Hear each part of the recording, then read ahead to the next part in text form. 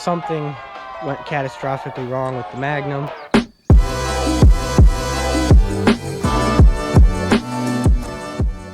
What's up, GT gang? Welcome back to the channel. And something went catastrophically wrong with the Magnum. I didn't think it was, I thought I could fix it with a minor little fix here, but unfortunately that's not the case. So a little backstory. I drove the car to work, no problem. I drove it home and I got on it a little bit, and then afterwards I'd noticed a knock, but it almost sounded like it was torque converter or transmission related, because it was as I was driving, I'd reach a higher RPM and it would knock.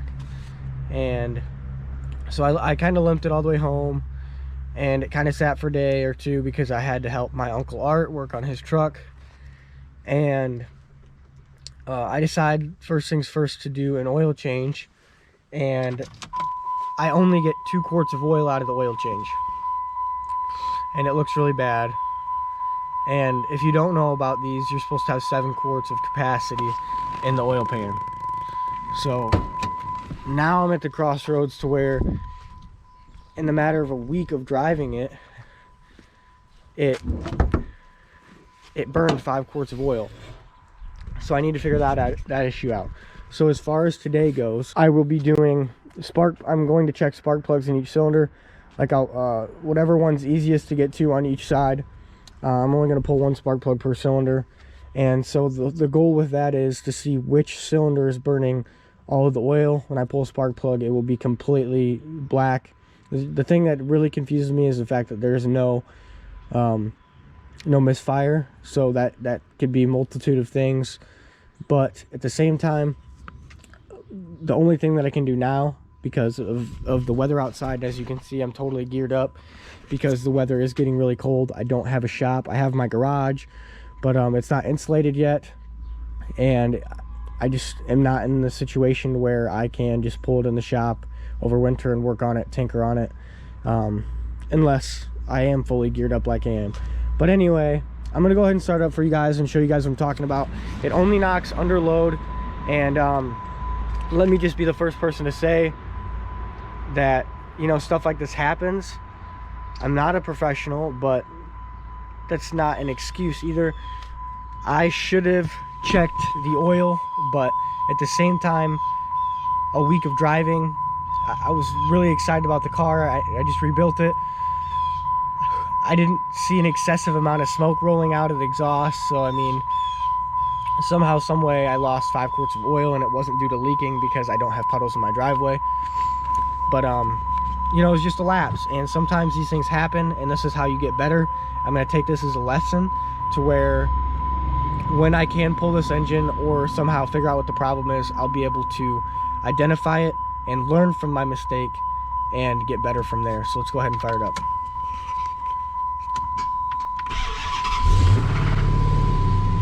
So you kind of heard it a little bit, about 2,000 RPMs. So I'm not going to run it too long because I'm about to pull the spark plugs, but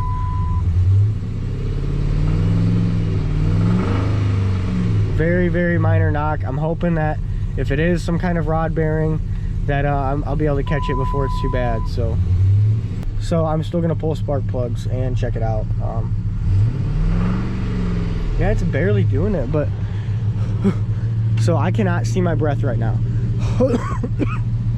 Excuse me, but I can't see my breath right now, and I don't think, if, like, for instance, let me start my 3000 GT quick. Okay, so I'm not going to be able to,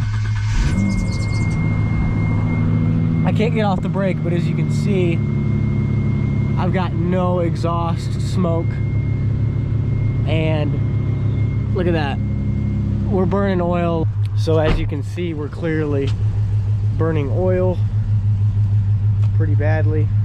So the next step is to check my spark plugs. I'm only at 4% GoPro life, guys, and I have my other batteries on the charger right now, so I'm not going to be able to throw you on a time lapse, but if I do see something, I'll go ahead and let you guys know. My goal is to drive this thing in front of my garage, which is right behind you, and pull the engine. But first we need to take some tests. I'm kind of skeptical about doing this compression test just because the motor is knocking, and you obviously want to try to turn the engine over as little as possible when you have a problem like this. But I think in the end, it'll be nice to have that data to maybe base it off of. Hey, I think cylinder 5 is bad because the compression was 30 psi below everyone else.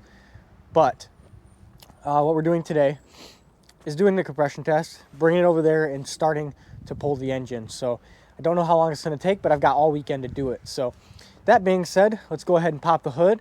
We will grab the compression tester. Shout out to my manager for letting me borrow it. And we'll throw the compression tester on each cylinder, try to crank it over. I will be removing the fuel pump fuse, so we're not dumping a bunch of fuel into the cylinders. So I'll go ahead and show you where that is. It's actually a relay. So it's back in the hatch. We'll go ahead and show you where all that is and go ahead and get started. Okay, so I didn't disconnect the battery. I'm glad I didn't, because then I'd have to crawl through this.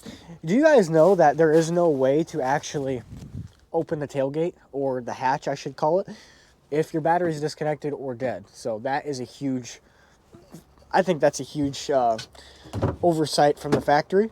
So what we're gonna do here, pop this off. Here's your fuse cover. Damn, my ground looks rough. Anyway, I think it's this one right here. I will do a little bit of research to ensure that, but I'm pretty sure your fuel pump relay is right here.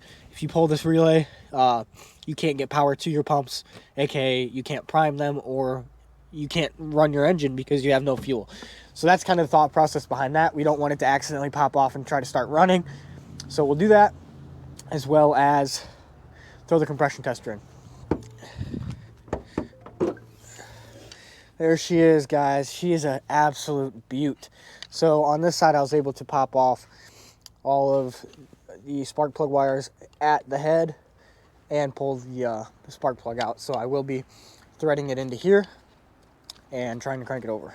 So if you are not familiar with what a compression tester does or is, this is it right here. You have your same threads as your spark plug right here, and you have a gauge at the end that holds air pressure, and there's a little relief valve right here. So what you'll do, you'll thread this into, well, actually first you'll just disconnect your gauge, and then you'll be stuck with a male quick connect right here and your threads here. You'll thread this into your cylinder where your spark plug was. Make sure you remove your spark plug first, of course. And once it's nice and tight, it doesn't have to be cranked down or anything, but you run it in nice and tight, snug, and then you pop your compression gauge, your PSI gauge on. If I can even do it with one hand. There it is. And there you go. You crank it over a few times and it'll build up pressure. And since we have this relief valve, it should hold pressure to where it should be at. And you're kind of looking for all these cylinders to be similar or the same. I can do a little bit of research very quickly to show you guys exactly what we're looking for on compression out of a 6.1 or a 5.7, I guess we could call this. But yeah, that's basically it. It's not very complicated. So we'll pop off spark plug wire. And I'll just show you how to do the first one, and then I am planning on time-lapsing the other ones. I can feel it threading in. And remember, guys, don't forget to pull that fuel pump relay. Okay, now it's getting pretty tight. Okay, just like that. Nice and tight. You'll pop this on. Just like that. Boom. And then you'll just lay it down. And I'll make sure that you guys are watching. So what I'm going to do... honestly, guys, this is my first compression test. I know how it works, but I don't know if I can have 7 spark plugs out, because I have 1 out of each cylinder, of course. I don't know if I can leave the other 7 out while I do this one or not. So I think what we're going to do is just try it, and if I get a really bad reading, then I'm going to try to throw them all in. But we'll just kind of trial and error here, so bear with me. We'll set you guys up, and we'll go ahead and try it. Okay, guys, I have confirmed via the Google that this is your fuel pump relay. So we're going to pop this out, and we're just going to leave it right here on the battery so we don't lose it. Let's go ahead and do that compression test. It blew off all these, didn't it? Okay, so scratch that idea. So a little bit of change of plans. I can't even get the thing to turn over. It turned over for like half a second, and then it blew the spark plug wires out of the cylinders. So I threaded all the spark plugs back in. Tried to do it, and even with it attached to jumper cables to my girlfriend's car, it won't even try to turn over. So it's definitely the starter. I've had this issue before where it wouldn't even start, so I'm going to jack it up and get where I can take off the starter, and then I think I'm gonna try to clean the shit out of it, and or have my girlfriend turn it over while I beat the shit out of it underneath the car. So that's where we're at right now. I don't even know if we're gonna end up doing this compression test. If I can only get it turned over once or a few times, I'm just gonna call it and then try to get it started so I can drive it to where it needs to be. Simple as that.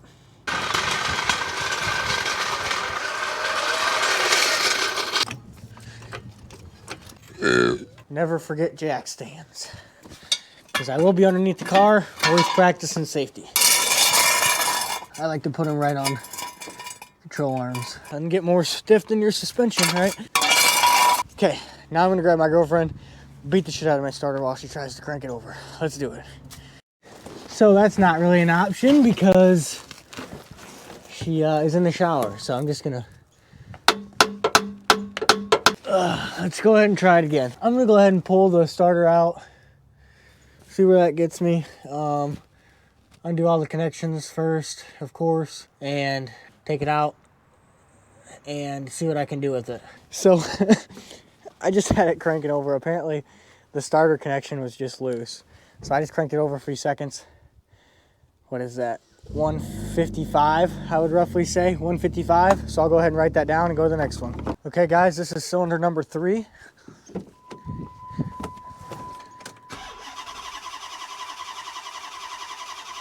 Okay, looks like we got to 150. We'll call it 155. It's right on the tick, so 155 again. Nice. Next one. Looks like we got 161 on cylinder number 5.